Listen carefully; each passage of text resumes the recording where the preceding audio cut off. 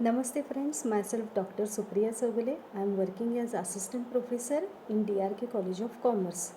Today we are going to discuss about the subject auditing. So prior to that, some question must be arised in your mind. The first one question is, what is the meaning of audit? Because this subject we are going to learn and we are going to face examination for the same. The second question must be whether auditing is necessary. The third question is, who does the audit? Now, before that, we need to know which contents in the today's lecture we are going to discuss. The first one is origin and evolution of auditing. Second one, we are going to see meaning and concept of auditing. Also, definition, objectives of the auditing are going to be discussed with advantages and limitations. Now first we are going to see how auditing has been originated. As it is said, the audit word is derived from the Latin word audiere. We know that what is to be mean by audiere. Audiere means to hear.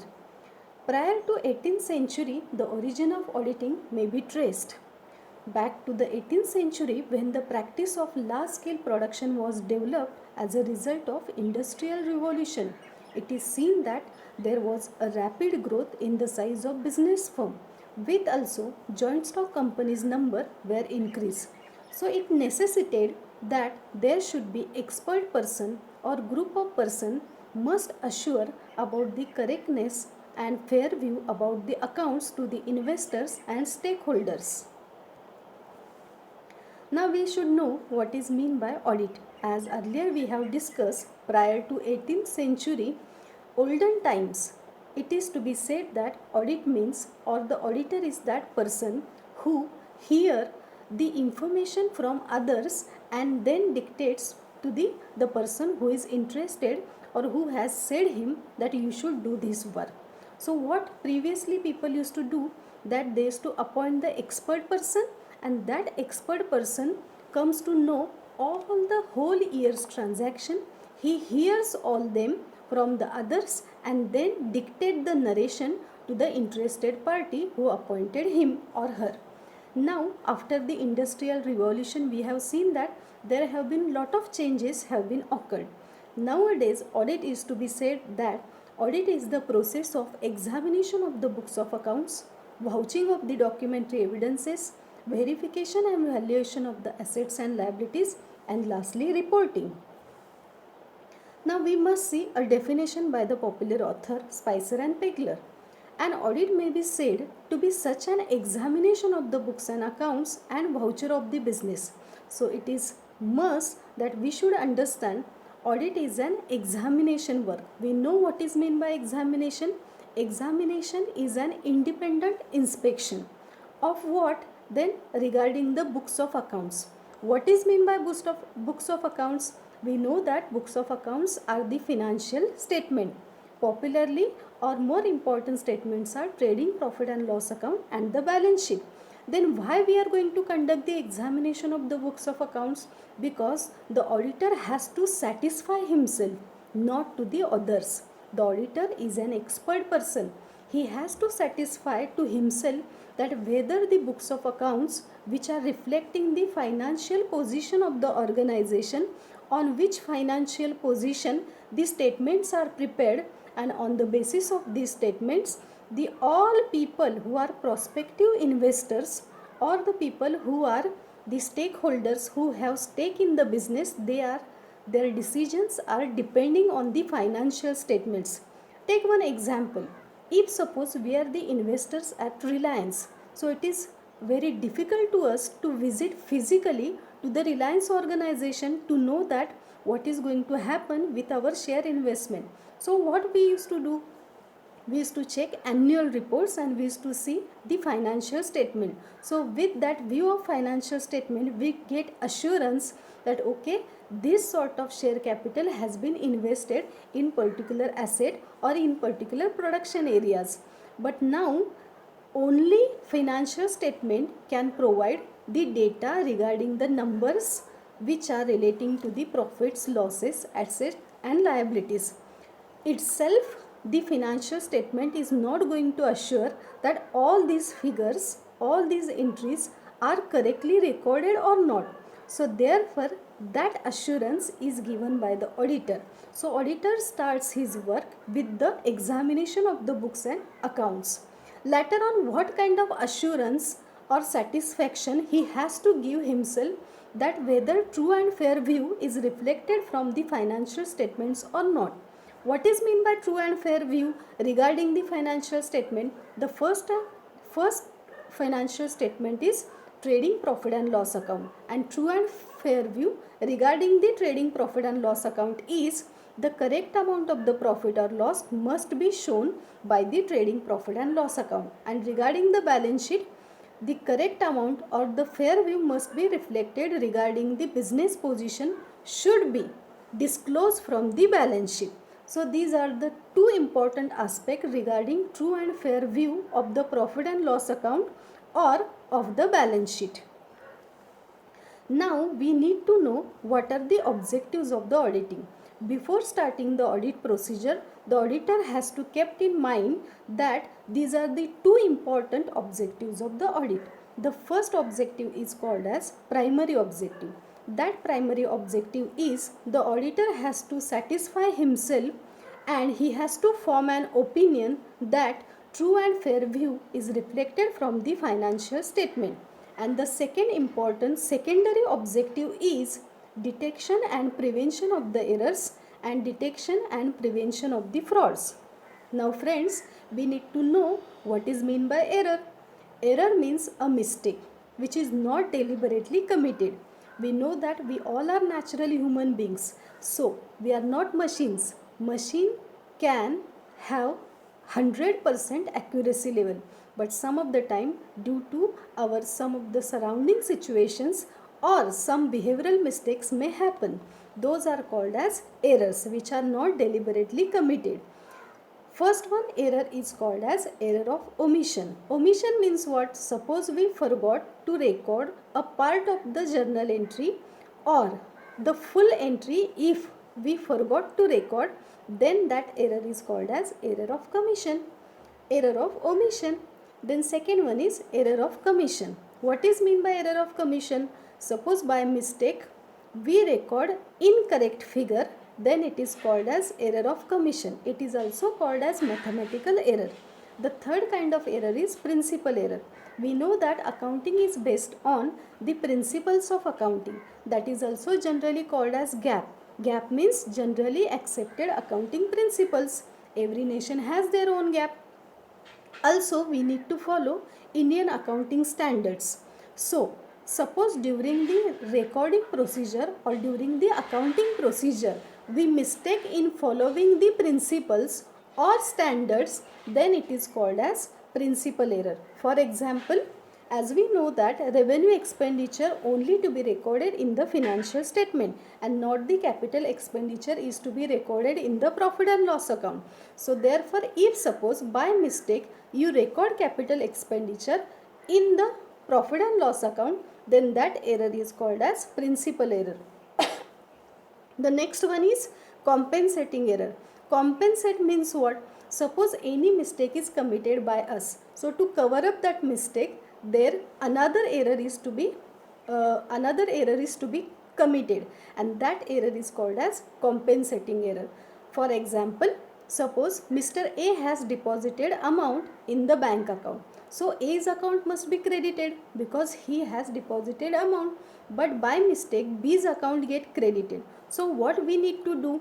We need to do first that B's account should be debited, the money must be withdrawn from B's account and the same amount should be credited to A's account. B has not done any transaction, still he has two entries in his account, but the error is compensated. Error is cured by committing another error. So that is called as compensating error. Now we need to know what is meant by fraud. Fraud are deliberately committed to falsify the accounts, or suppose any goods or cash is taken by any employee or businessman himself or herself, then those all things which are considered as frauds. So now the first kind of fraud is fraudulent manipulation of the accounts. we know that we invest in such companies or organization which give us greater amount of the result. So that means you are not going to invest in such company which is not assuring you greater amounts of the return. So of course we all wish to have maximum returns. So considering this tendency and behavior of the investors, prospective investors, to attract them, many organization what used to do that they used to manipulate the accounting figures. Take the example of Satyam organization. So now here if you manipulate with the figures, definitely government is going to take action on you. The second one is misappropriation of goods and misappropriation of cash.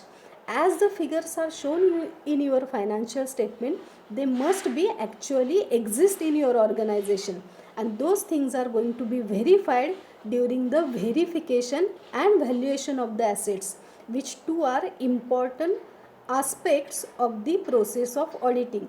So if anybody does the fraud regarding the goods or cash, it is going to verified during the process of auditing. Next one is advantages of audit. As we have earlier discussed, that main objective of the auditing is to assure that whether true and fair view is reflected from the statement or not. So that is mean that somebody, the expert person who is an chartered accountant, he is going to assure that after the examination of the books of accounts, vouching of documentary evidence, verification and valuation of the asset, that expert person is going to assure you that true and fair view is reflected from your business statement or financial statement. So this is one assurance to the businessmen who are taking the greater amount of the risk, investing into the man, material, machines and all this stuff. Okay, so also it is beneficial for the investors because the assurance of the audit and the auditor's report is going to bring the confidence, it is going to boost the confidence among the prospective investors. Also regarding the stakeholders, they are going to assure about that whether the organization statements are correctly reflecting the position or manipulation has been made or not. And regarding government also, we know that revenue is to be generated from the taxation, and the tax is calculated on the basis of your financial statement. So your financial statement must be drawn correctly. So therefore, if government is going to generate revenue on the basis of the taxation, your accounts must be clear, and government's economy, which is highly depending on the revenue which is generated from the taxes, maybe from direct taxes or from the indirect taxes, our economy is going to boost up, and also the public expenditure are depending on the revenues generated from the taxation. Therefore, auditing is a tool and technique which is going to assure and help not only the businessman but also other parties. Now the question is in our mind whether auditing is necessary or auditing is compulsory. Then of course for organizations like joint stock companies, the limited companies, public limited companies, private limited companies, insurance companies and charitable organization, cooperative societies, for all these organizations the audit is not only necessary but also compulsory. The next part is limitations of audit. Although the audit is important activity, of course in audit we are going to examine all the books of accounts. In the vouching activity, each entry with the corresponding voucher, it is going to be verified. In the verification process, the verification regarding the truth and existence of asset is going to be verified. The possession of the asset is going to be verified. Ownership of the asset and liabilities is to be verified. In the valuation also, each and every value according to the rules of account, whether it is recorded, valued or not, it is going to be verified. And after all this process, the auditor prepare his report, and that report is considered as statutory report. So statutory means what? Which is binded by statute, which is compulsory. So therefore we can say that audit is not only the helpful activity, it is, though it consume the cost, though it consume the man efforts, though it consume the time, but it is important because it is going to give an assurance whether financial statements are correctly prepared on the actual position of the organization or not. but there are some limitations of the audit. The first one limitation of the audit is there is a lack of complete picture. As we know that there is a time limit, there is a man effort limit because the team of the auditor is small and the organization is too big, and the transaction, of course, they are lot in numbers. So it is quite difficult for the auditor to go through all these entries and all these documents. So auditor what does? He implement the test check system or test check technique. So thereby he only check few important transaction, and some of the transaction are going to be skipped due to the time limitation. So we cannot assure that there is a complete picture shown by the auditor's report. There may be some limitation and drawbacks. Problem of dependence. We know that auditor is an expert person in the accounting, but we cannot assure that auditor may be an expert in the valuation. We know that regarding, for example, the valuation of the building. We know that building is a part relating to the construction. So the man is considered as expert who is from the engineering field either or from the civil field. The auditor is from the accounting field, but he has to verify, he has to check valuation of the building as it is important aspect of the asset, and asset are the important part of the balance sheet. Therefore, the auditor has to depend on the another expert person. As well as the second problem of dependence is the auditor has to ask the clarification, justification and explanation from the people who are working within that organization. Of course, we know that as if we are the employees of the same organization, there are the limitation on the expression of our opinion. The auditor has to depend on such people who have limitation in the expression of the opinion. The third one limitation is existence of error in the audited accounts. We know that the auditor has a limited time, and at the end of the year he has to complete his audit work done. So at this time the auditor has to apply sampling check system. So therefore some errors may occur in the audited accounts also. Diversified situations. Of course, the auditor express his opinion in different situation and in different condition. So therefore that is also going to affect on auditor's work. Lack of expertise. Earlier we have discussed that auditor is expert in accounting field, but the auditor is not expert in some other field. He has to take help from the other experts. And the last one, which is one of the important limitation of the audit, that is large influence of the management on the auditor. In case of the internal auditor, suppose the person is from the organization itself, then the auditor is an employee of the organization, and we know that being an employee of the organization, the auditors is under the control of the management. Therefore he cannot express those facts and figures which he found suspicious. But in the case of external audit, the auditor is not an employee of the organization. Therefore he has to express his own opinion. He is free to give his unbiased opinion. Therefore, in the case of statutory audit, or we can call it as an external audit, the auditor may freely express because he is not under the influence of the management. But in the case of internal auditor, he is the employee of the organization. Therefore, he has to perform under the control of the management. So it becomes a limitation for the auditor to express his opinion. Thank you all. If you feel that this explanation or lecture is useful for you, then please do subscribe and also suggest me in which area you want further lectures. Thank you one and all.